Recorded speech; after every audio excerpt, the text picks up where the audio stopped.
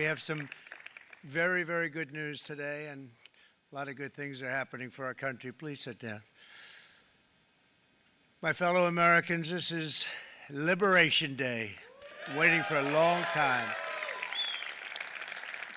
April 2nd, 2025 will forever be remembered as the day American industry was reborn, the day America's destiny was reclaimed, and the day that we began to make America wealthy again.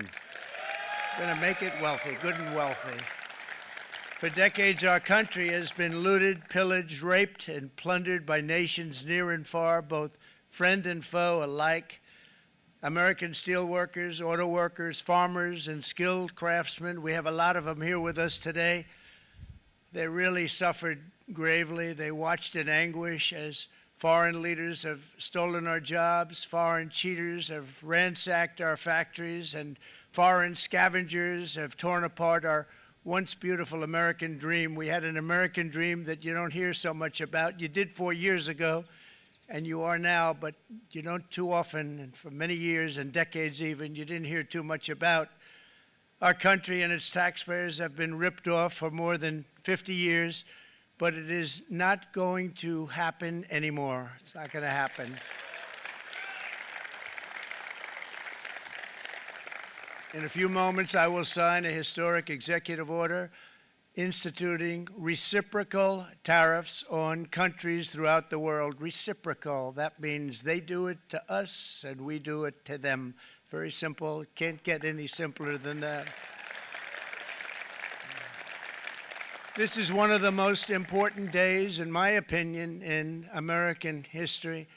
It's our declaration of economic independence. For years, hardworking American citizens were forced to sit on the sidelines as other nations got rich and powerful, much of it at our expense.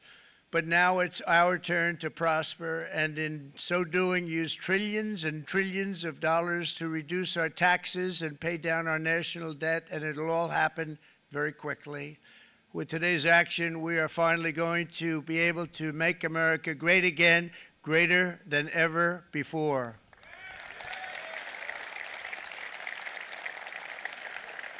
Jobs and factories will come roaring back into our country, and you see it happening already. We will supercharge our domestic industrial base. We will pry open foreign markets and break down foreign trade barriers. And ultimately, more production at home will mean stronger competition and lower prices for consumers. This will be indeed the golden age of America. It's coming back. We're going to come back very strongly. We're pleased to be joined on this momentous occasion by Vice President J.D. Vance. J.D., thank you. Thank you. Thank you very much. Where are you, J.D.? No, that wasn't too hard to find. I was looking, you know, he likes to take a low-key attitude, so it'd usually be sitting right in front. He's gaining a lot of confidence, Mike, isn't he? And nearly my entire cabinet is here, as well as Speaker Mike Johnson, who's done an amazing job. And with the great success we had last night in Florida, we have a majority of 7. And 7's like a lot when we had it at 1, right? You've done a fantastic job. And many of the members of the House and Senate are with us. Senators, Congressmen, thank you all for being with us. We appreciate it. For decades, the United States slashed our trade barriers on other countries, while those nations placed massive tariffs on our products and created outrageous non-monetary barriers to decimate our industries. And in many cases, the non-monetary barriers were worse than the monetary ones. They manipulated their currencies, subsidized their exports, stole our intellectual property, imposed exorbitant VAT taxes to disadvantage our products, adopted unfair rules and technical standards, and created filthy pollution havens. They were absolutely filthy, but they always came to us and they said, we're violating, we should pay for it. It's all detailed in a very big report by the U.S. Trade Representative on Foreign Trade Barriers, and I'll just hold it up for you. It's available, and you don't have to pay too much. As I understand it, you'll pay nothing. It's a lot of work for something, actually, because it's a special book. It's very, frankly, it's very upsetting when you read it, when you see what people have been doing to us for 30 years. This all happened with no response from the United States of America, none whatsoever. But those days are over. Let me offer just a few examples of the vicious attacks our workers have faced for so many years. The United States charges other countries only a 2.4 tariff on motorcycles. Meanwhile, Thailand and others are charging much higher prices, like 60%. India charges 70%. Vietnam charges 75%, and others are even higher than that. Likewise, until today, the United States has for decades charged a 2.5 tariff. Think of that, 2.5% on foreign-made automobiles. The European Union charges us more than 10% tariffs, and they have 20% VATs, much, much higher. India charges 70%, and perhaps worst of all are the non-monetary restrictions imposed by South Korea, Japan, and very many other nations. As a result of these colossal trade barriers, 81% of the cars in South Korea are made in South Korea. 94% of the cars in Japan are made in Japan. Toyota sells 1 million foreign-made automobiles into the United States, and General Motors sells almost none. Ford sells very little. None of our companies are allowed to go into other countries. And I say that, friend and foe, and in many cases, the friend is worse than the foe in terms of trade. But such horrendous imbalances have devastated our industrial base and put our national security at risk. I don't blame these other countries at all for this calamity. I blame former presidents and past leaders who weren't doing their job. They let it happen, and they let it happen to an extent that nobody can even believe. That's why, effective at midnight, we will impose a 25% tariff on all foreign-made automobiles.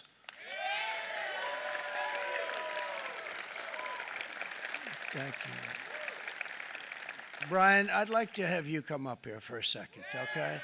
I just see him sitting. He's been a fan of ours, and he understands this business a lot better than the economists, a lot better than anybody. Brian, say a few words, please, would you? Thank you, Mr. Thank you. President. It's a great honor to have you. Thanks. Thank you, Mr. President.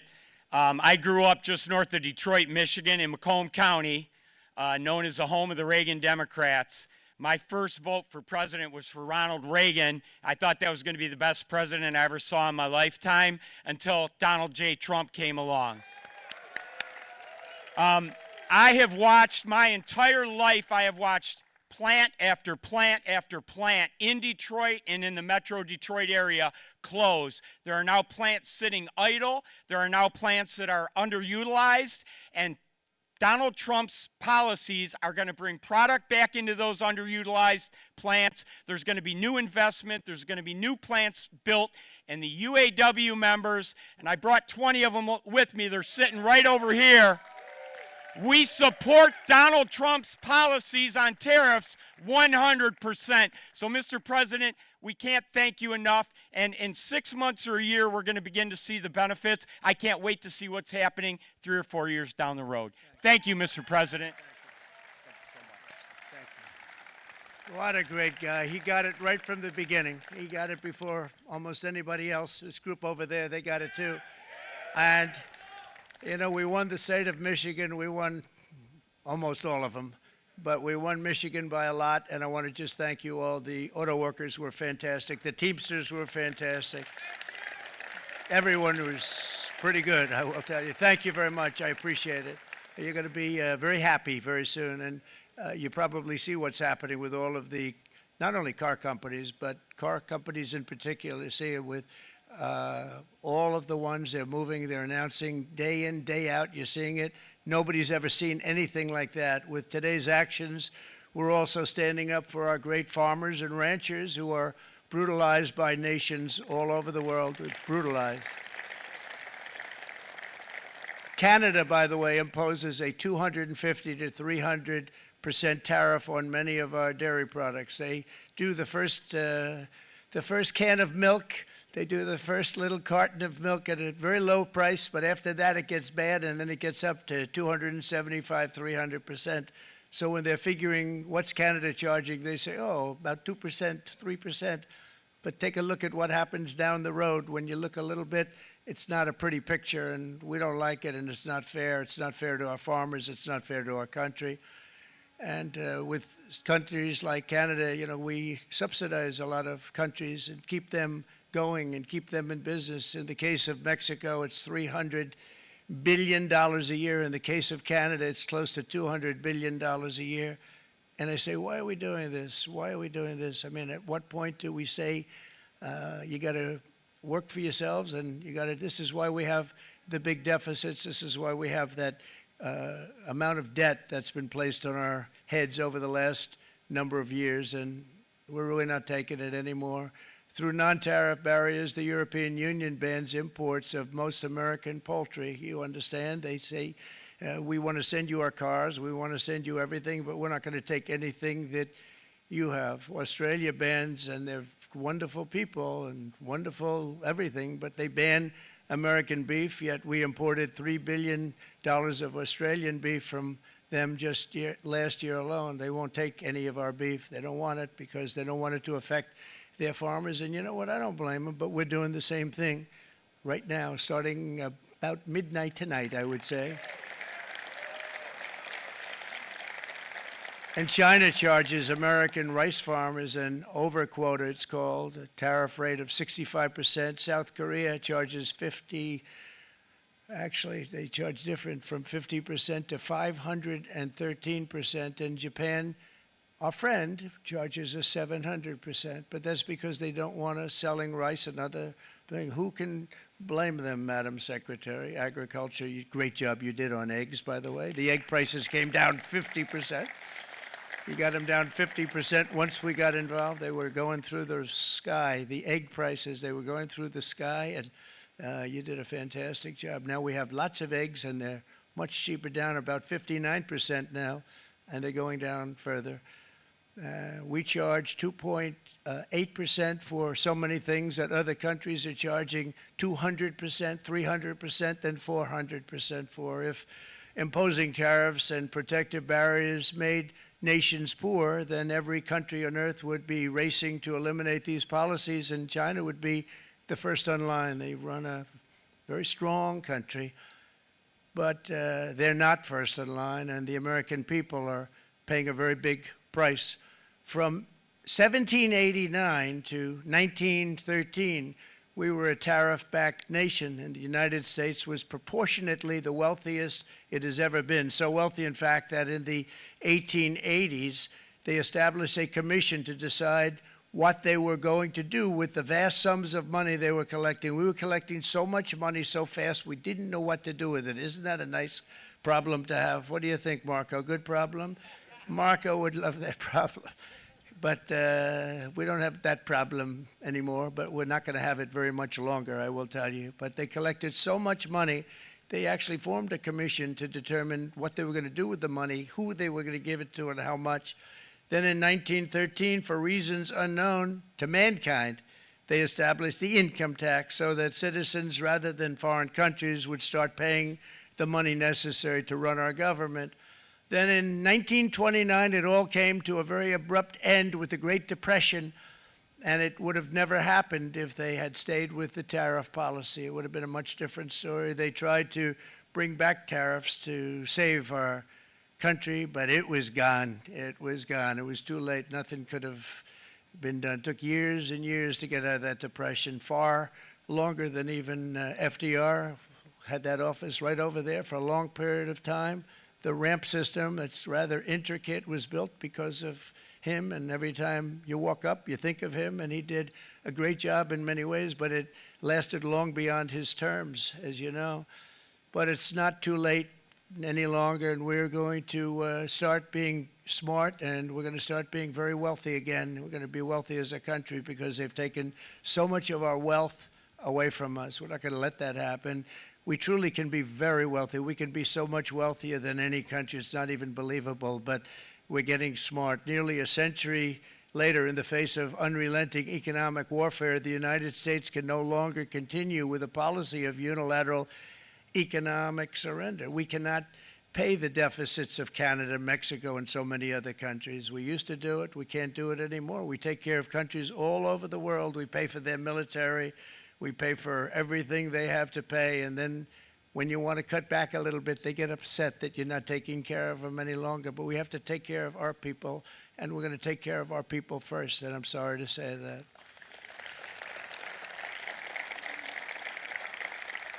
And today we're standing up for the American worker, and we are finally putting America first.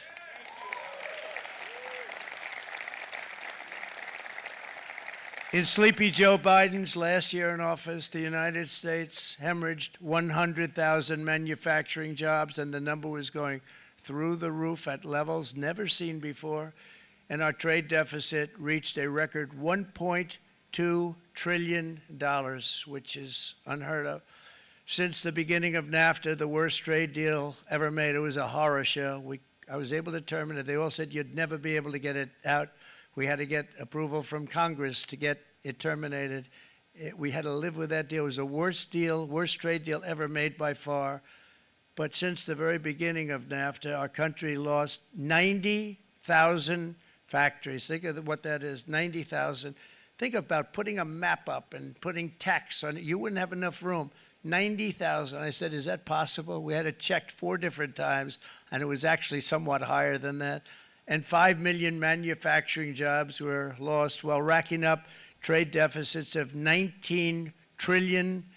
That was the worst trade deal ever made. As a result of these gigantic losses, foreign nations now own $26 trillion more of American assets than think of this, than the Americans own of their own foreign assets or other foreign assets. The United States can no longer produce enough antibiotics to treat our sick. We have a tremendous problem. We have to go to foreign countries to treat our sick. If anything ever happened from a war standpoint, we wouldn't be able to do it. We import virtually all of our computers, phones, televisions, and electronics. We used to dominate the field, and now we import it all from different countries. A single shipyard in China now produces more ships every year than all of the American shipyards combined. Think of that. And it was a business that we used to dominate. We used to dominate it totally. In short, chronic trade deficits are no longer merely an economic problem. They're a national emergency that threatens our security and our very way of life. It's a very great threat to our country. And for these reasons, starting tomorrow, the United States will implement reciprocal tariffs on other nations. It's been a long time since we even thought of that. We used to think about it a lot. We didn't think about it for many decades, and you see what's happened. For nations that treat us badly, we will calculate the combined rate of all their tariffs, non-monetary barriers, and other forms of cheating. And because we are being very kind, we're kind people, very kind. You're not so kind when you got ripped off with your salaries. My auto worker friends and my Teamster friends and all of the unions that typically voted Democrat, they're not voting Democrat anymore because worker, whether union or non-worker, they're for the Republicans now. That's what happened. But we will charge them approximately half of what they are and have been charging us. So the tariffs will be not a full reciprocal. I could have done that, yes, but it would have been tough for a lot of countries who didn't want to do that. I'd like to see the chart if you have it. Could you bring it up, Howard? This is our great Secretary of Commerce, Howard Lutnick. Thanks, Howard. So if you look at that, China, first row, China, 67%. That's tariffs charged to the USA, including currency manipulation and trade barriers. So 67%, I think you can, for the most part, see it. Those with good eyes, with bad eyes. We didn't want to bring, it's very windy out here. We didn't want to bring out the big charts because it had no chance of standing. Fortunately, we came armed with a little smaller chart. So it's 67%, so we're going to be charging a discounted reciprocal tariff of 34%. I think, in other words, they charge us, we charge them less. So how can anybody be upset? They will be because we never charge anybody anything, but now we're going to charge. European Union, they're very tough, very, very tough traders. You know, you think of European Union, very friendly. They rip us off. It's so sad to see. It's so pathetic. 39%, we're going to charge them 20%, so we're charging them essentially half. Vietnam, great negotiators, great people. They like me, I like them. The problem is they charge us 90%. We're going to charge them 46% tariff. Taiwan, where they took all of our computer chips and semiconductors. We used to be the king, right? We were everything. We had all of it. Now we have almost none of it, except the biggest company is coming in. We're going to end up with almost 40%. Lee Zeldin's working to get their approvals. And it's an amazing company. Mr. Wei, of one of the great companies of the world, actually. They're coming in from Taiwan, and they're going to build one of the biggest plants in the world, maybe the biggest for that.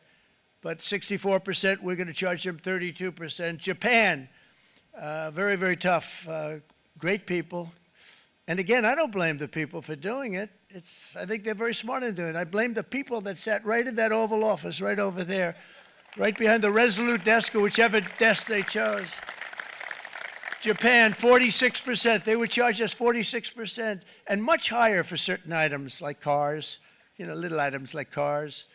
46%, we're charging them 24%. India, very, very tough, very, very tough. The Prime Minister just left, and he's a great friend of mine, but I said, you're a friend of mine, but you're not treating us right. They charge us 52%. You have to understand, we charge them almost nothing for years and years and decades, and it was only 7 years ago when I came in, we started with China and charged them. We took in hundreds of billions of dollars from China in tariffs, and they understood, honestly. President Xi understood. He said, look, I understand, and the other countries, and they all understand. We're going to have to go through a little tough love, maybe, but they all understand. They're ripping us off, and they understood it. Prime Minister of Japan, Shinzo Abe. He was a fantastic man. He was unfortunately taken from us, assassination. But I went to him and I said, Shinzo, we have to do something. A trade is not fair. And he said, I know that, I know that. And he was a great gentleman. He was a fantastic man, but he understood immediately what I was talking about. I said, Shinzo, we have to do something. He said, I know that. And we worked out a deal, and it would have been a much better deal, but frankly, there were many years left on the deal that was made previous to my getting there, but it was something. If you look at Switzerland, 61% to 31%. Indonesia, Malaysia, Cambodia. Oh, look at Cambodia, 97%. We're going to bring it down to 49. They made a fortune with the United States of America. United Kingdom, 10%, and we'll go 10%. So we'll do the same thing.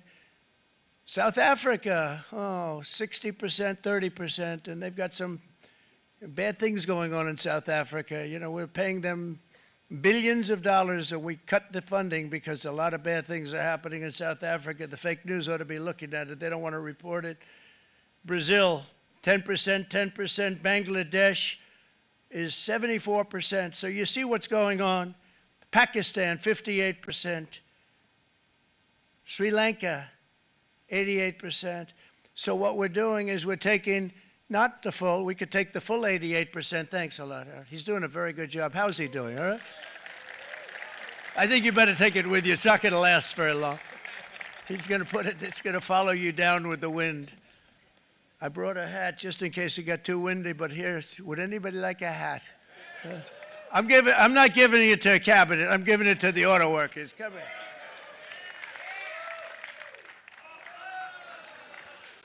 Thank you, fellas. Get it. That's it. That's it. They deserve it more than our cabinet. Our cabinet has plenty of hats.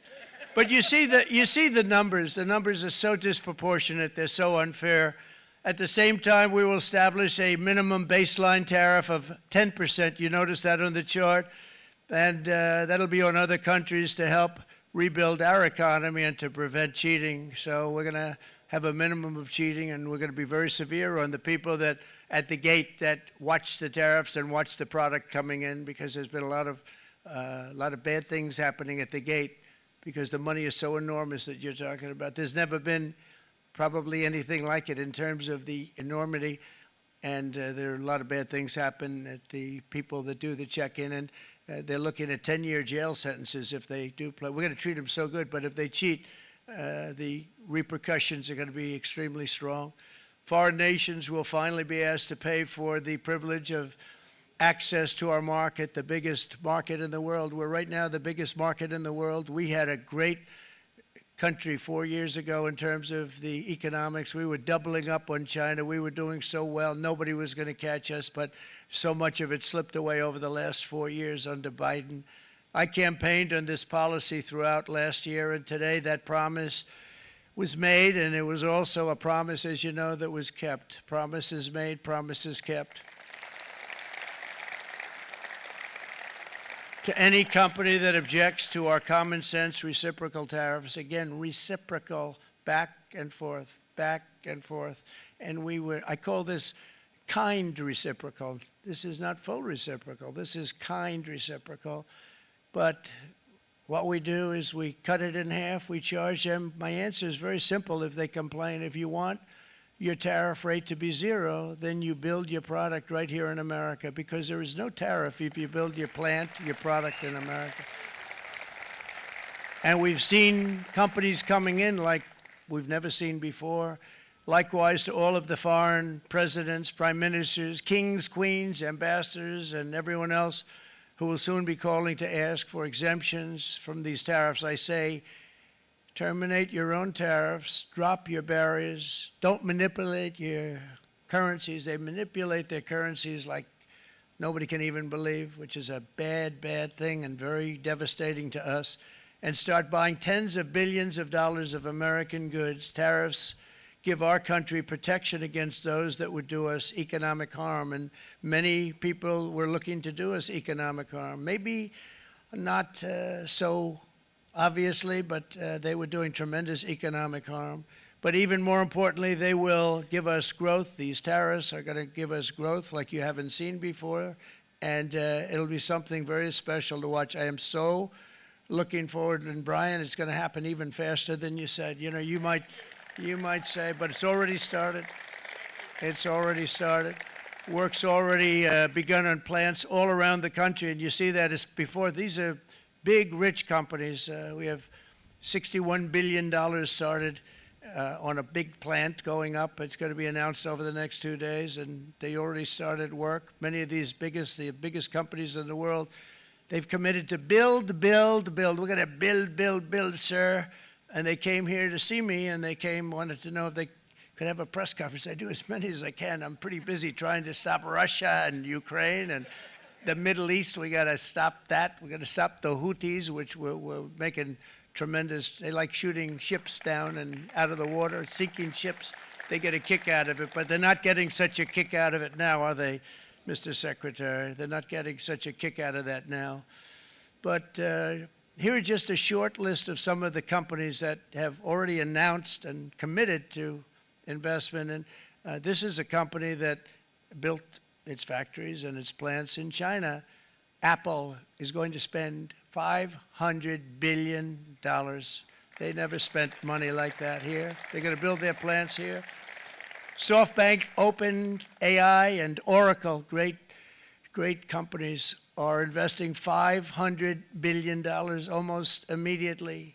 NVIDIA, a hot company, is investing hundreds of billions of dollars. They just announced. TSMC, the biggest, most important company in the world of chips from Taiwan, with no investment from us, is investing $200 billion. And they said the reason was, number one, the election of November 5th, and number two, the tariffs. They don't want to pay the tariffs, and the way they're not paying it is to build their plant here. So we're going to go from almost no percentage. We used to have 100% of the chip market. Now it's all in Taiwan. Almost all of it's in Taiwan, a couple of other countries, but mostly in Taiwan.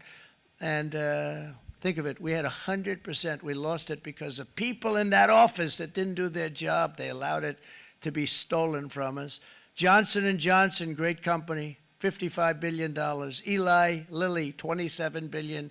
Meta, is investing $500 billion. Wow.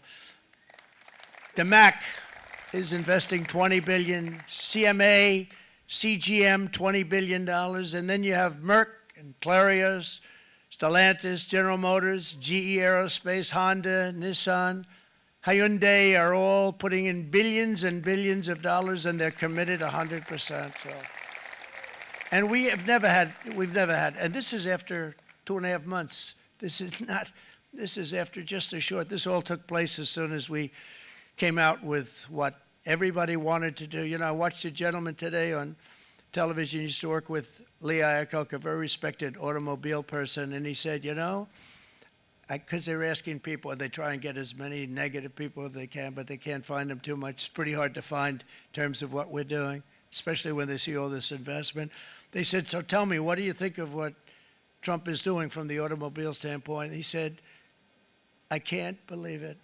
Somebody is finally, he's an older guy, real pro, really top guy, with Lee Iacocca. He said, I never thought I'd see the day when this would happen, where somebody had the courage to go and do what has to be done. This is transforming our nation. Our entire nation is going to be transformed, not only with the cars, but on every single other item that's built. We're going to become an industrial powerhouse. And he said that so beautifully today. In fact, I'm going to find out, I'm going to get a tape, and Bruce, I'm going to get that tape, and I'm going to send it to you out in Long Island, and you're going to play it for the people. And all your union workers and your non-union workers out there, you got a pretty even split. But we have, so far, it looks like we're going to have about $6 trillion of investments, and you wouldn't do that in years in this country over the last number of years. $6 trillion, and that's going to be much higher by the end of the year. And think of what $6 trillion is. You wouldn't have even a small percentage of that under this other system. We're going to be an entirely different country, and it's going to be fantastic for the workers. It's going to be fantastic for everyone. There will never have been a transformation of a country like the transformation that's already happening in the United States of America. It's an incredible thing to watch, and it's incredible to meet with the top people, people that you read about, very wealthy people, or people that are great managers and executives and presidents of big public companies, and to watch the enthusiasm they have now that they didn't have. They gave up on our country. They went to foreign countries and they built.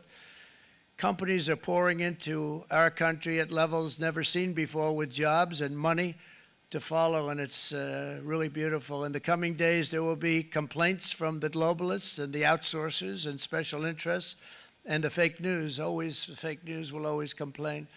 But never forget, every prediction our opponents made about trade for the last 30 years has been proven totally wrong. They were wrong about NAFTA. They were wrong about China.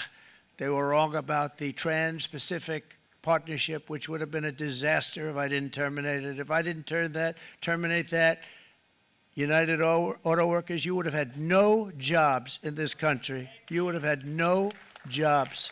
It was all going to other countries. In my first term, they said tariffs would crash the economy. Instead, we built the greatest economy in the history of the world. And again, I have great respect for President Xi of China, great respect for China, but they were taking tremendous advantage of us, and I commend them for that. I say, hey, if you can get away with it, that's okay. But, you know, they understand exactly what's happening, and they probably, most of them are saying it's about time they did something, but and they're going to fight, and they're going to fight fair. Everyone's going to fight. You know, it's like, I say to the leaders, look, you got to take care of your country, but we have to start taking care of our country now.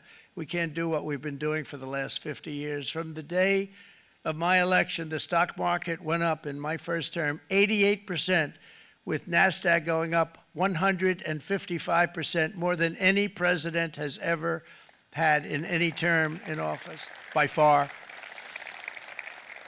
And I think we're going to blow that away. And maybe the numbers won't show, but I think they're going to show much better than even those numbers. But what you're going to see is you're going to see activity, that empty, dead sites, factories that are falling down.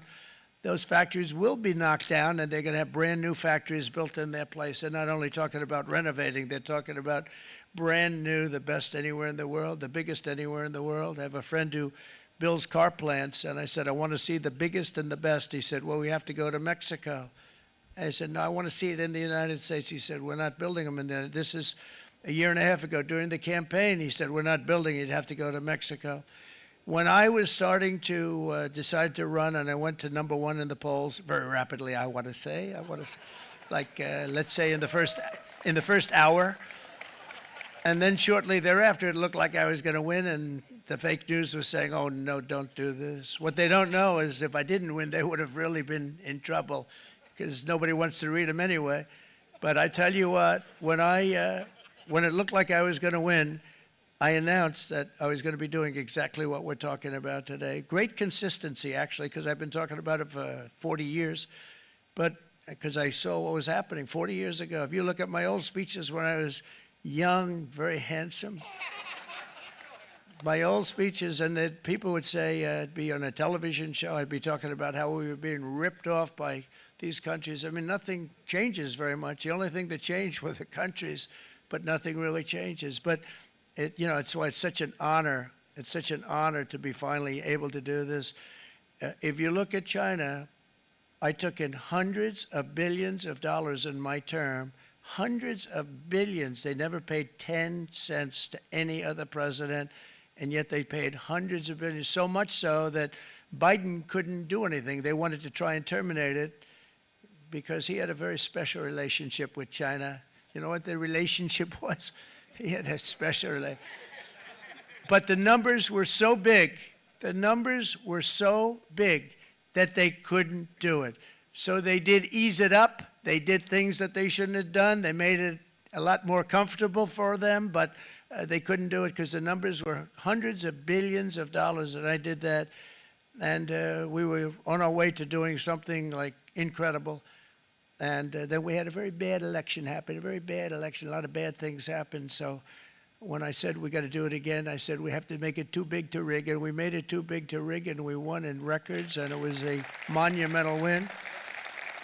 And it was such an honor to see so many of you, like Brian and your friends, here with us to celebrate, and to more importantly celebrate what we're doing, because that wouldn't be a full celebration if we didn't do this, because this will be an entirely different country in a short period of time. It'll be something the whole world will be talking about it. The critics made the very tired predictions earlier this year, but in February, core inflation dropped to the lowest rate in 4 years, and the price of eggs, as you know, just in a month and a half, we were there for 4 weeks, and the first week I got blamed for eggs. I said, I just got here.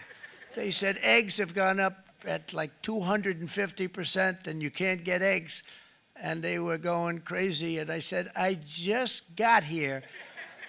And then we got to work on eggs, and we got to work on everything. And our great Secretary of Agriculture, you did a fantastic job, Brooke Rollins. She did a fantastic job. And as I said before, the price of eggs dropped now 59%, and they're going down more, and the availability is fantastic. They were saying that for Easter, please don't use eggs. Could you use plastic eggs? I said, we don't want to do that. We want to, and you really came through. It's an amazing job. Thank you very much, Brooke. You did great.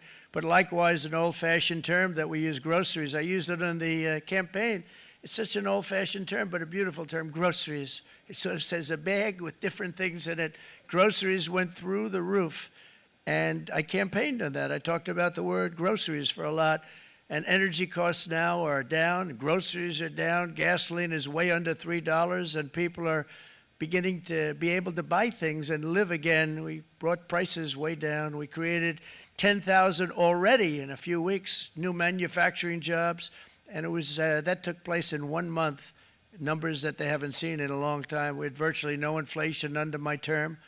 We had virtually no inflation for 4 years, but after transitioning over to Sleepy Joe, it went from almost non-existent to the highest in the history of our country. They had the highest inflation in the history of our country, brought up by energy and bad spending and bad policy, and a lot of bad things happened. How about allowing millions and millions and millions of people to pour into our country with open borders, where it's so sad to see even now, and I see our great secretary you have done, stand up please, Christy. stand up. Kristi Noem and Tom Homan.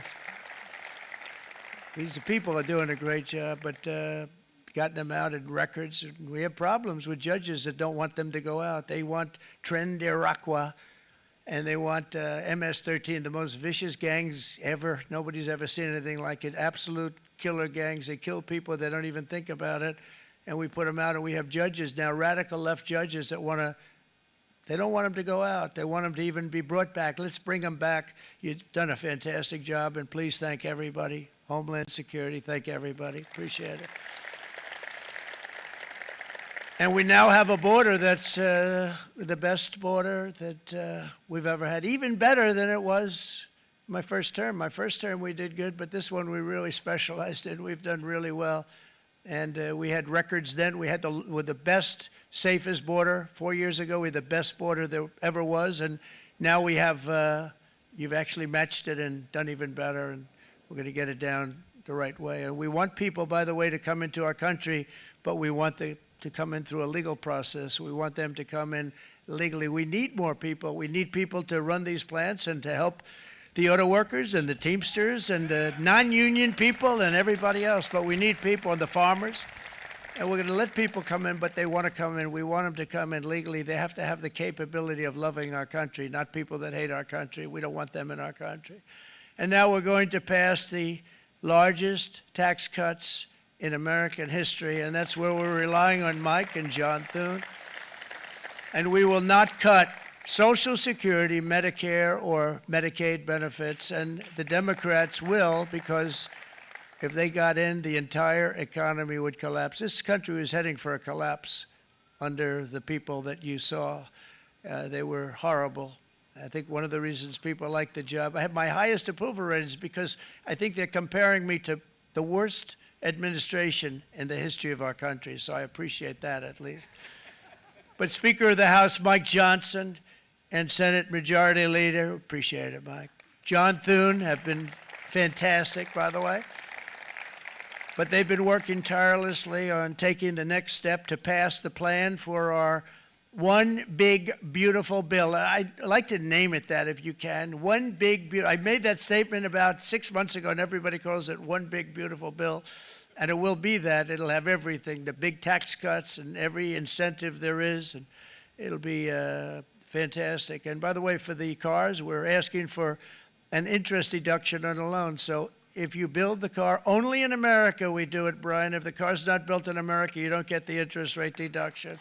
But if you build the car in America, if you buy a car, if it's built in America, then you get an interest rate deduction, tax deduction, and that's a big thing. That's going to be a big thing. I think that's going to pay for itself very quickly, that deduction. Never happened. We've never had anything like that before. Somebody said, where do you get the idea? Because it's so basic. You would think that would have happened a long time ago.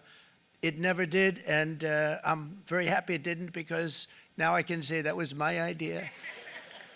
But we're going to get us closer to the debt extension. We have to get the debt extension passed, and I know you're going to be able to do that, Mike, and it's very important that you do that.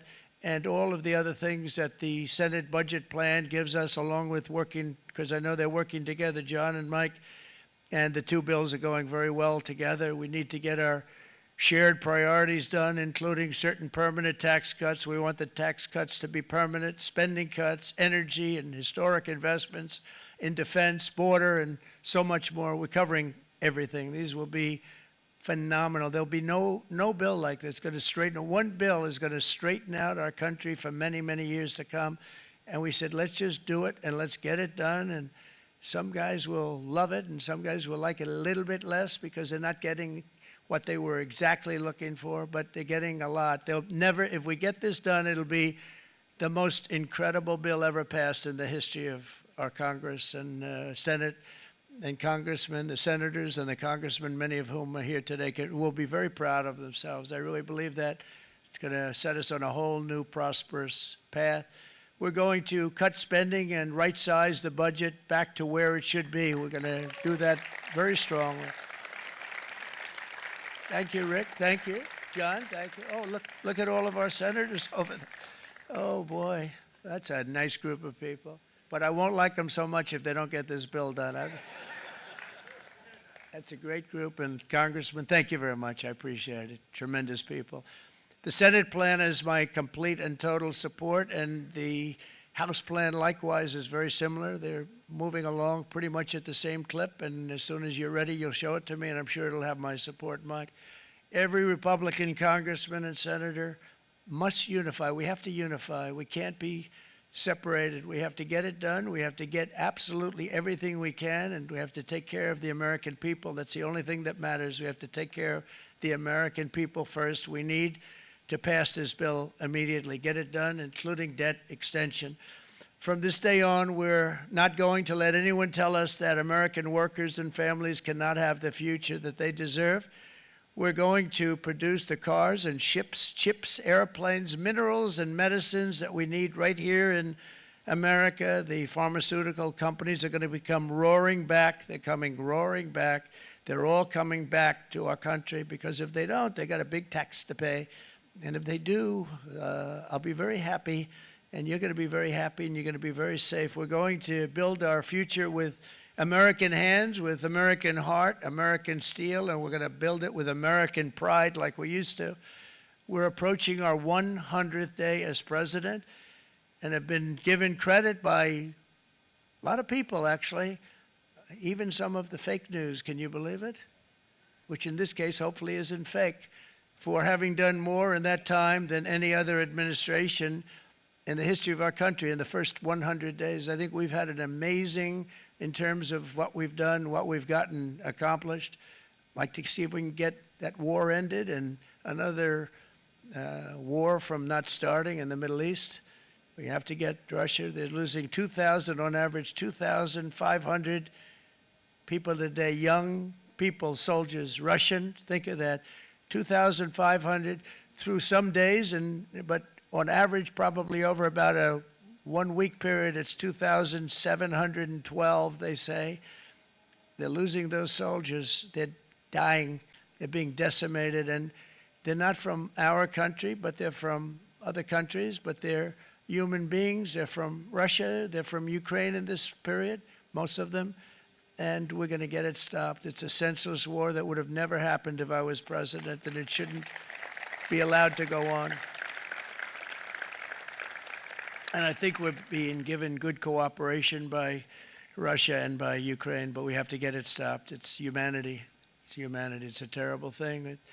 This will be a very big moment. I think you're going to remember today. It's going to be a free nation that we're dealing with. We're going to have a very free and beautiful nation. It's going to be Liberation Day in America, and it's going to be a day that hopefully you're going to look back in years to come and you're going to say, you know, he was right. This has turned out to be one of the most important days in the history of our country. God bless you, and God bless America. Thank you, everybody. Thank you very much. Thank you. Thank you very much.